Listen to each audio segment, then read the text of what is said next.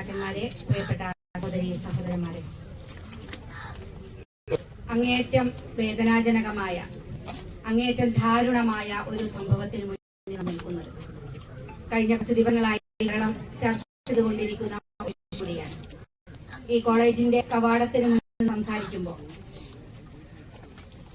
കോളേജിലെ അധികാരികളുടെ അവരുടെ ജാതിയുടെ ഭാഗമായി നമ്മുടെ ഒരു കുഞ്ഞ് മരണപ്പെടുന്ന ഒരു സാഹചര്യം ഉണ്ടായത്. നിതിൻ രാജ് ആത്മഹത്യ ചെയ്തതാണോ അതല്ല അതിൽ മറ്റേതെങ്കിലും ദുരൂഹതയുണ്ടോ എന്നതിനെ സംബന്ധിച്ച് അന്വേഷണം നടത്തുന്നത് എന്ന് കോളേജുകാരി പറയുന്നു. ചാടി മരിച്ചതായി കണ്ടപ്പെട്ടു, താഴത്ത് കിടക്കുന്നതായി പറയുന്നത്. അപ്പൊ എങ്ങനെ എത്തി എന്നതിനെ സംബന്ധിച്ച് അദ്ദേഹത്തിന്റെ കുടുംബത്തിന്, നിതിൻ രാജിന്റെ കുടുംബത്തിന് വളരെയധികം സംശയങ്ങളുണ്ട്. അവരത് അന്വേഷണം ആവശ്യപ്പെട്ടിട്ടുണ്ട്. പക്ഷേ ഈ കൊലയാളികളെ ഇതുവരെ അറസ്റ്റ് ചെയ്യാനോ കുടുംബത്തിന് മുന്നിൽ കൊണ്ടുവരാനോ സാധിച്ചിട്ടില്ല എന്നിടത്താണ് ഉള്ളത്. ഇത്ര ദിവസമായിട്ട് വിഷുനാളിൽ തന്റെ കുഞ്ഞിനെ വിഷു ആഘോഷിക്കാൻ വേണ്ടി കാത്തിരിക്കുന്ന അച്ഛനമ്മമാരുടെ അടുത്തേക്ക് ഒരു ഡെഡ് ബോഡി എത്തുന്ന ഒരു സാഹചര്യത്തിലേക്ക് കേരളം മാറിയിരിക്കുകയാണ്. നമ്മുടെ 2016 നമ്മൾ ആരും മറന്നിട്ടില്ല. 2016 ഹൈദരാബാദ് രോഹിത് വെമുല, അവിടുന്ന് 10 വർഷത്തിനിപ്പുറം മറ്റൊരു രോഹിത് വെമുല നമ്മുടെ കേരളത്തിൽ ഉണ്ടായിരിക്കുകയാണ്. രോഹിത് വെമുല പറഞ്ഞത് എന്റെ ജന്മമാണ് എന്റെ കുറ്റം എന്ന് പറഞ്ഞ് തനിക്ക് ജീവനൊടുക്കേണ്ടി വന്ന ഒരു സാഹചര്യം ഈ കേരളം ഉൾപ്പെടെ വളരെയധികം ചർച്ച ചെയ്യപ്പെട്ട ഒരു വിഷയമാണ്. നമ്മളെല്ലാവരും ചർച്ച ചെയ്തു. പലവിധ സമരം നടന്നു. അതിന്റെ ഭാഗമായിട്ട് ഇനി ഇത് ആവർത്തിക്കപ്പെടരുത് എന്ന സംസാരം എല്ലായിടത്തും. കേരളത്തിൽ അങ്ങനെ നടക്കുന്നില്ല എന്ന് നമ്മൾ ആശ്വസിച്ചു. പക്ഷേ രജനീയ സാനന്ദിന്റെ കാര്യം നാം മറന്നിട്ടില്ല. അതേപോലെ 7 നിലയിൽ നിന്ന് ചാടി മരിച്ച രജനീയ സാനന്ദ്, അതേ അവസ്ഥ വീണ്ടും നമ്മുടെ നാട്ടിൽ ഉണ്ടായിരിക്കുകയാണ്. 10 വർഷത്തിന് ശേഷം വീണ്ടും രോഹിത്തിന്റെ ചർച്ചകൾക്ക് അതൊക്കെ അവസാനിക്കുമെന്ന് കേരളത്തിൽ ഉൾപ്പെടെ അതിൽ നിയമനിർമ്മാണം നടത്തുമെന്ന് പറഞ്ഞ് ആഘോഷിച്ച ആളുകൾ ഉണ്ടായിരുന്നു. അതിന്റെ ഭരണാധികാരി ഉണ്ടായിരുന്നു. പക്ഷെ ഈ 10 വർഷമായി ഒന്നും നടത്താൻ സാധിച്ചില്ല എന്നിടത്താണ് നിതിൻ രാജിന്റെ കൊലപാതകത്തെ സംബന്ധിച്ച്, മരണത്തിന്റെ ദുരൂഹതയെ സംബന്ധിച്ച് നാം ചർച്ച ചെയ്യേണ്ടത്. എങ്ങനെയാണ് നിതിൻ രാജിന് ഈ ഒരു സാഹചര്യം ഉണ്ടായത്? അതൊരു ലോൺ ആപ്പിലേക്ക് ചുരുക്കാൻ വേണ്ടിയിട്ടുള്ള വളരെ ബോധപൂർവമായ ശ്രമം ഇവിടുത്തെ കോളേജുകാരുടെയും ബന്ധപ്പെട്ട ആളുകളുടെ ഭാഗത്തു നിന്നുണ്ടാവുകയാണ്. എങ്ങനെയാണ് ലോൺ ആപ്പിലേക്ക് നിതിൻ രാജി എത്തപ്പെട്ടത്? ഇതിന്റെ സാഹചര്യം എന്താണ്? ഇതുപോലെയുള്ള വിദ്യാർത്ഥികളെ CST വിഭാഗത്തിൽപ്പെട്ട ന്യൂനപക്ഷ വിഭാഗങ്ങളിൽപ്പെട്ട വിദ്യാർത്ഥികൾ ലഭിക്കേണ്ട സ്കോളർഷിപ്പ് സമയാസമയം വിതരണം ചെയ്യാൻ സാധിച്ചിട്ടുണ്ടെങ്കിൽ അവർ ലക്ഷങ്ങൾ കൊടുത്ത് ഒരു കോളേജിൽ അഡ്മിഷൻ നേടേണ്ട സാഹചര്യം ഉണ്ടാവില്ല. ആ സാഹചര്യം എവിടെ നിന്നുണ്ടായി എന്നതാണ് പരിശോധിക്കപ്പെടേണ്ടത്. എന്തുകൊണ്ട് ആ സാഹചര്യത്തെ ഈ ലോൺ ആപ്പിലേക്ക് ഈ നിതിൻ രാജ് എത്തിപ്പെട്ടിട്ടുണ്ടെങ്കിൽ, ലോൺ എടുക്കേണ്ട ഒരു സാഹചര്യത്തേക്ക് നിതിൻ എത്തിപ്പെട്ടിട്ടുണ്ടെങ്കിൽ അത് എത്തിക്കപ്പെട്ടത് ഇവിടുത്തെ ഭരണകൂടമാണ്. ആ ഭരണകൂടത്തിനാണ് അതിന്റെ പൂർണ്ണ ഉത്തരവാദിത്തം. അവർക്ക് ഈ ഗ്രാന്റിനെ സംബന്ധിച്ച് പല തവണ നമ്മൾ നിയമസഭയിലൊക്കെ ഉന്നയിച്ചതാണ്. എത്ര വിദ്യാർത്ഥികൾക്ക് സമയബന്ധിതമായി ഈ ഗ്രാന്റ് ലഭിക്കാത്തതുണ്ടെന്ന് അറിയാമോ? ഒരുപാട് കുട്ടികളുണ്ട്.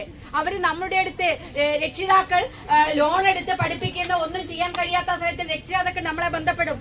ഒരു രക്ഷയുമില്ല, ഞങ്ങൾക്ക് പഠനം മുന്നോട്ട് കൊണ്ടുപോകാൻ സാധിക്കുന്നില്ല, എന്ത് ചെയ്യണം, സമയബന്ധിതമായി ലഭിക്കുന്നു എന്നുള്ളത് പല പരാതികൾ ഒരു രക്ഷിതാവിന്റെ ഭാഗത്തുനിന്നല്ല, നിരവധി രക്ഷിതാക്കളുടെ ഭാഗത്തുനിന്ന് നമ്മളെ പോലുള്ള ജനപ്രതിനിധികളുടെ അടുത്തേക്ക് എത്തിക്കൊണ്ടിരിക്കുന്നുണ്ട്.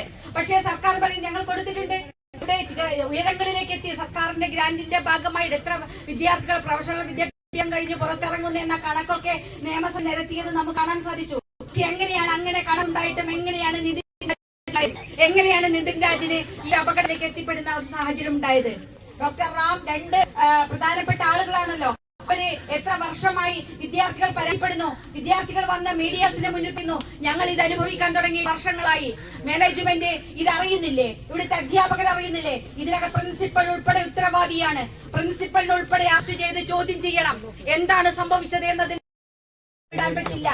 എന്നിട്ട് പ്രിൻസിപ്പൽ പറയുന്നു ഞങ്ങൾ ഒരു ലോണിന്റെ കാര്യമാണ്, ഒരു 2 അധ്യാപകർ മാത്രമാണ്. 2 അധ്യാപകർ, ഈ അധ്യാപകൻ കാലങ്ങളായി വിദ്യാർത്ഥി ഈ രൂപത്തിൽ പീഡിപ്പിക്കപ്പെട്ടിട്ടുണ്ട്. അവരുടെ ജാതി വെച്ചുകൊണ്ട്, അവരുടെ കളർ വെച്ചുകൊണ്ട്, അവരെ വർണ്ണം, അവരെ സംസാരിച്ചിട്ടുണ്ടെങ്കിൽ, അവരെ വളരെ മോശമായ രൂപത്തിൽ നമ്മുടെ വിദ്യാർത്ഥികളെ അധിക്ഷേപിച്ചിട്ടുണ്ടെങ്കിൽ നടപടിയെടുത്തു ഈ പ്രിൻസിപ്പൽ. എന്താണ് പ്രിൻസിപ്പൽ കയ്യും കെട്ടി നോക്കി നിന്നത്?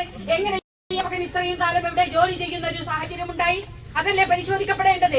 പരിശോധിക്കപ്പെട്ടോ? എന്നിട്ട് അത് ഏറ്റവും ഒരു അവസ്ഥയിലേക്ക് ചുരുക്കി കാണിക്കാൻ ശ്രമിച്ചു. ഏറ്റവും ഹീനമായ പരിശ്രമങ്ങളെ ഞങ്ങൾ കയ്യും കെട്ടി നോക്കി നിൽക്കൽ ഒരു സംശയവും വേണ്ട.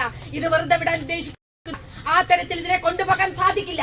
ഇതിന് കൃത്യമായ അന്വേഷണം ഉണ്ടാകണം, കൃത്യമായ നടപടി ഉണ്ടാകണം. ഇനി മറ്റൊരു നിതിൻ രാജ് ഉണ്ടാവില്ല, ആവർത്തിക്കപ്പെടില്ല എന്ന് നമുക്ക് ഉറപ്പ് ലഭിക്കേണ്ടതുണ്ട്. സിദ്ധാർത്ഥിന്റെ ആരും മറന്നിട്ടില്ല. കോളേജിൽ റാങ്കിങ്ങിന്റെ ഭാഗമായിട്ട് മരണപ്പെട്ട സിദ്ധാർത്ഥ് അന്ന് പറഞ്ഞു ഇനിയൊരു സിദ്ധാർത്ഥുമാരുണ്ടാകരുത് എന്ന് നമ്മളെല്ലാവരും ആഗ്രഹിച്ചു. ആ സിദ്ധാർത്ഥിന്റെ മറ്റൊരു രൂപമാണ് ഇവിടെ കാണുന്നത്. ഇവിടെ അധ്യാപകരുടെ ആ ഭാഗമായിട്ട് റാങ്കിങ് ഉൾക്കൊള്ളുകയാണ്. വളരെ പ്രയാസപ്പെട്ട് നമ്മുടെ വിദ്യാർത്ഥികൾ പഠിക്കേണ്ട ഒരു സാഹചര്യം. അവർക്ക് കളർ ഈ കുറഞ്ഞതിന്റെ അല്ലെങ്കിൽ പിന്നോക്ക വിഭാഗത്തിൽപ്പെട്ടതിന്റെ പേരിൽ അവർ നേരിടേണ്ടി വരുന്ന അധിക്ഷേപങ്ങൾ എങ്ങനെയാണ് നമുക്ക് അയക്കാൻ കഴിയുക?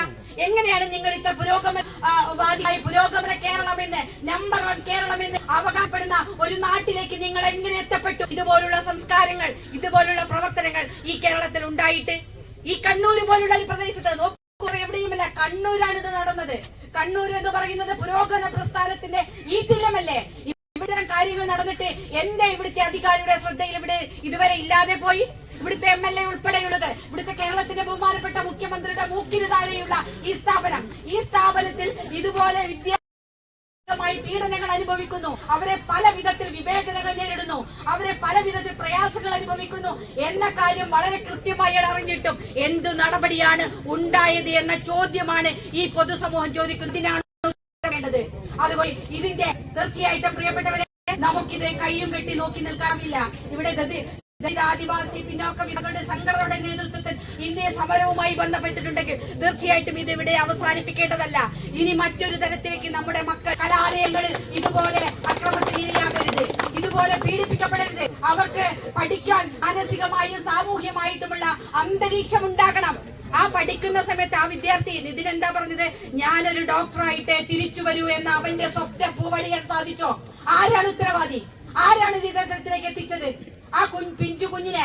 എന്നിട്ട് അവൻ അത്രമാത്രം മാനസികമായ പീഡനം അനുഭവിക്കാതെ അവൻ ഒരു കാരണവശാലും ഇത് ചെയ്യില്ല. ഇനി അതെല്ലാം മറ്റാരെങ്കിലും ചെയ്തിട്ടുണ്ടെങ്കിൽ തീർച്ചയായിട്ടും അത് കണ്ടുപിടിക്കപ്പെടണം.